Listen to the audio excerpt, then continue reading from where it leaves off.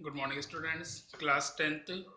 Next जो chapter है आपके अब कहाँ दूसरों के दुख से दुखी होने वाले, और उसके राइटर है निदा फाजली।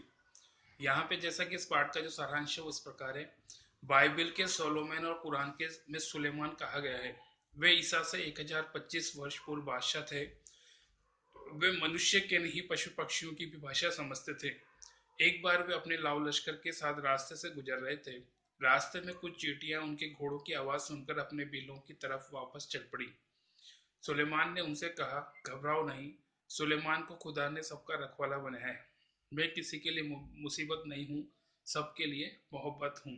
यह कहकर वे अपनी मंजिल की तरफ बढ़ने लगे और चींटियों ने उनके लिए दुआ मांगी।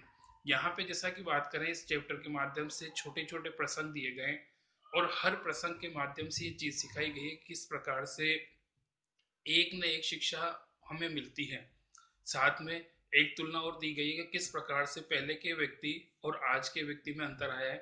पहले जो व्यक्ति थे वो दूसरों के सुख दुख में सुखी और दुखी होते थे, आज वैसा नहीं है।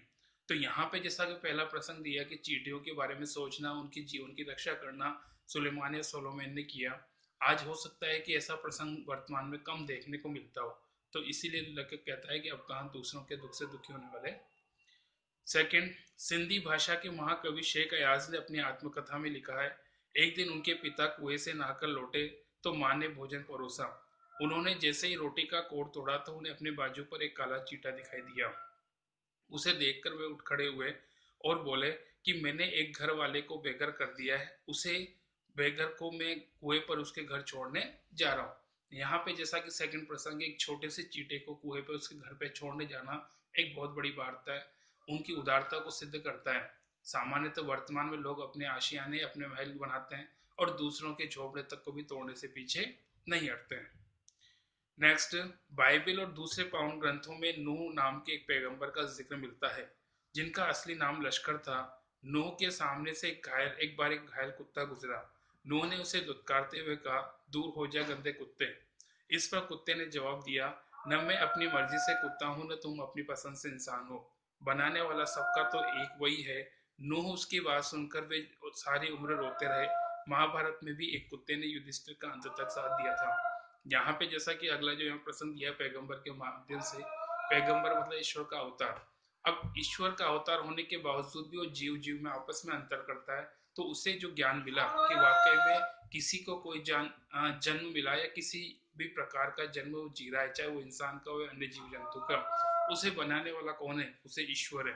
और यहाँ पे जैसा कि उसको बताया कि आपको और मेरे को जो बनाने वाला ईश्वर है, तो जब ये सच्चाई उनको पता लगती तो वो अपने आत्मग्लानि महसूस करते हैं और उन्हें आज जन्म पछतावा होता है। वो महसूस करते हैं कि वाकई में जिस उच्च पद पर बैठे हुए थे फिर भी उन्होंने ऐसी छोटी सी सोच को कैसे ध्यान दिया।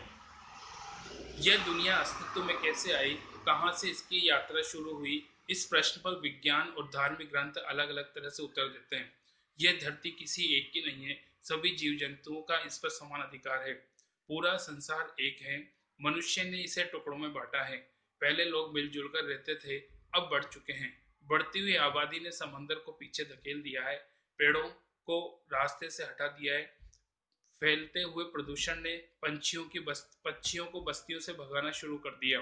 प्रकृति का रूप बदल गया है। लेखक की माँ कहती थी कि सूरज ढले, आंगन में पेड़ के पत्ते मत तोड़ो, दिया बत्ती के वक्त फूल मत तोड़ो, दरिया पर जाओ तो उसे सलाम करो, कबूतर को मत सताया करो, मुर्गे को शैतान परेशान मत किया करो।